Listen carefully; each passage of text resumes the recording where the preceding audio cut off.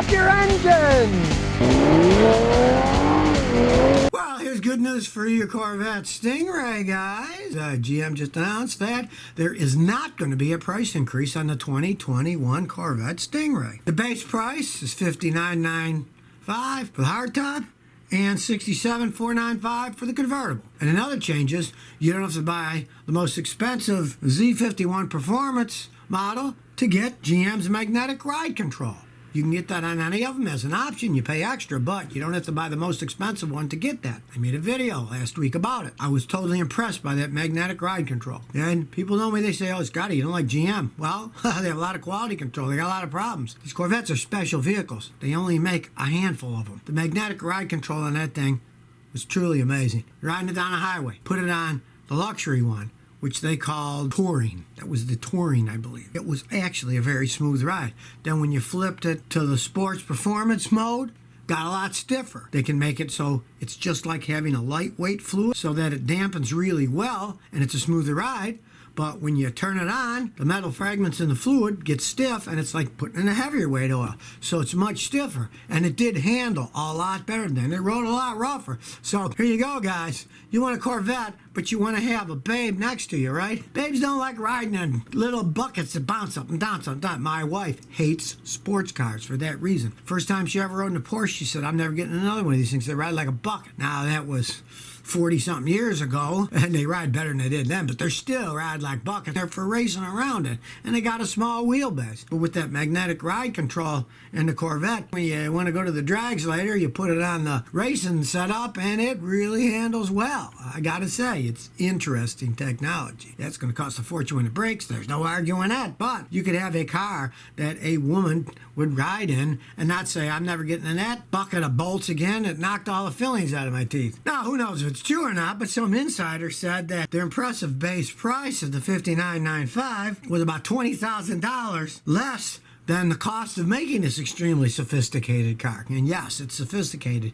And yes, it obviously costs a lot of money to build that car. Now, since they're not going to sell millions of them each year, they can afford to lose a little bit money for their little high-end car they're trying to impress people with. Hey, who knows? Maybe they are losing money on it. I don't know, but I got to say, I was impressed driving the thing around. And I'm not a GM fan at all, so, if it impressed me, hey, that's saying something. The 2020 model, there were 20,181 of them ordered. This is not a mass-produced car that they're going to sell millions of them, like I said. Maybe they are losing money at that price. I don't know. But it would impress me, I got to say. I'm not an easy guy to impress with vehicles. I've been doing this for 52 years, so I've seen just about everything out there. And I got to say, I was impressed by that Corvette. It's a mini race car. There's no arguing it. It goes 0 to 60, and I believe it was 2.8 seconds. That's lightning fast. And it handled with that engine in the middle. So maybe they're losing money making them. Who knows? But I like the car. I was shocked. Totally shocked. Totally shocked me, the GM hater, but I was impressed by that one. Maybe they are losing money.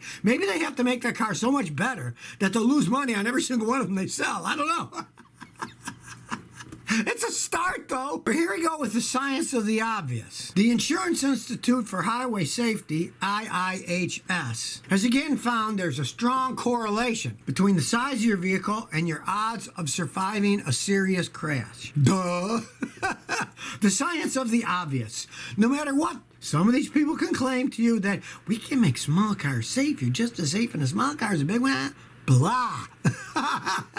You want to counter that argument with a Formula One race car? Sure, they're small, but they have specially built cages that the guys are hidden inside with very fancy safety belt systems and a helmet that has its own safety belt system that's buckled in. So they can get in a giant wreck at 200 miles an hour, fly through the air and tumble and survive it. Well, they're not building small cars like that for you and me to drive around in. You're getting the regular small cars, they can talk all they want about, oh, look, the Mini, the smart car, they have the safety thing that, blah. The smaller the car is, and America is still in love with big cars. We always have been.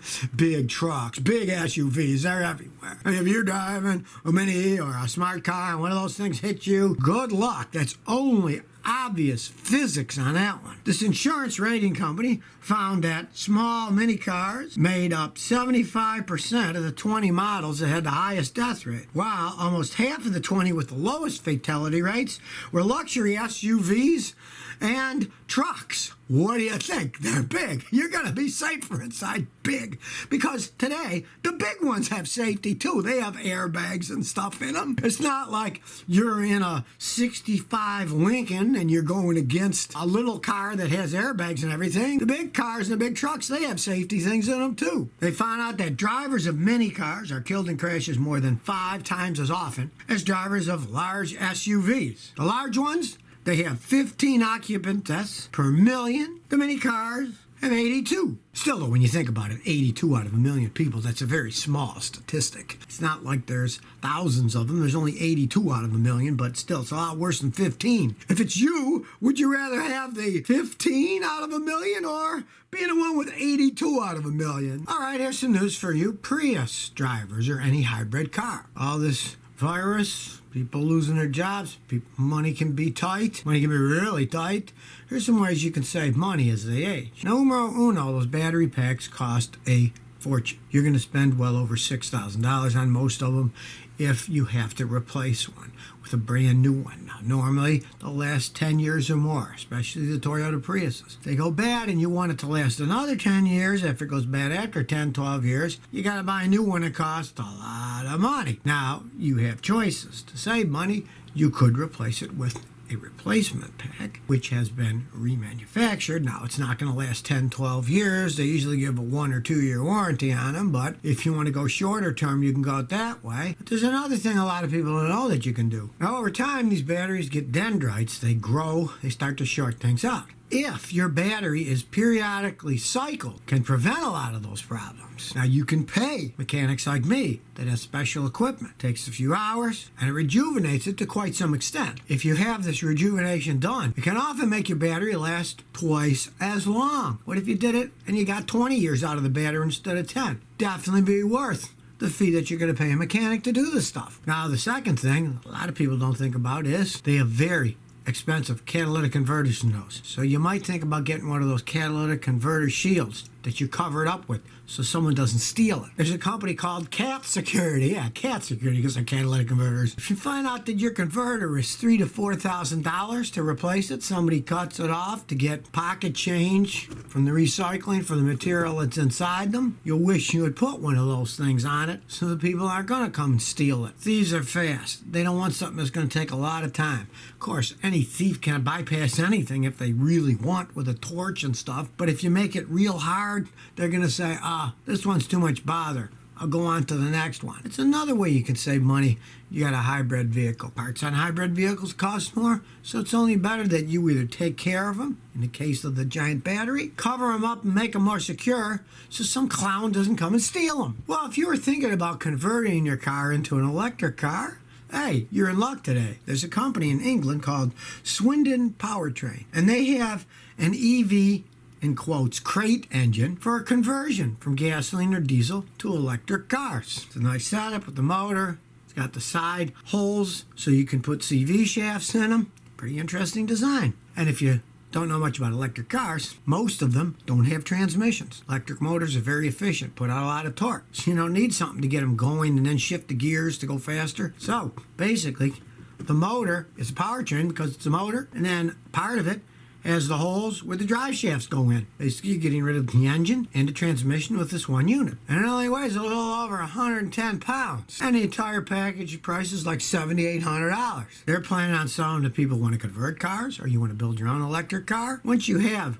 the powertrain, all you need is drive shafts that fit into it in a vehicle. You don't need all the complexity you do with a gasoline engine and an automatic transmission. You're bypassing all that stuff. And for people that are really into performance, they even have an option for one of these units that has a limited slip differential. They got some pretty interesting stuff covered here. Now, as it stands before these guys came out, your only option for an electric car really was either you had to design the whole thing, or you'd get a Nissan Leaf or a Tesla motor out of maybe a wrecked one and build your vehicle from this. These guys are smart. If people want electric cars, you want to convert it, these guys can give you the kits to convert it with. Pretty interesting. So if you never want to miss another one of my new car repair videos, remember to ring that bell.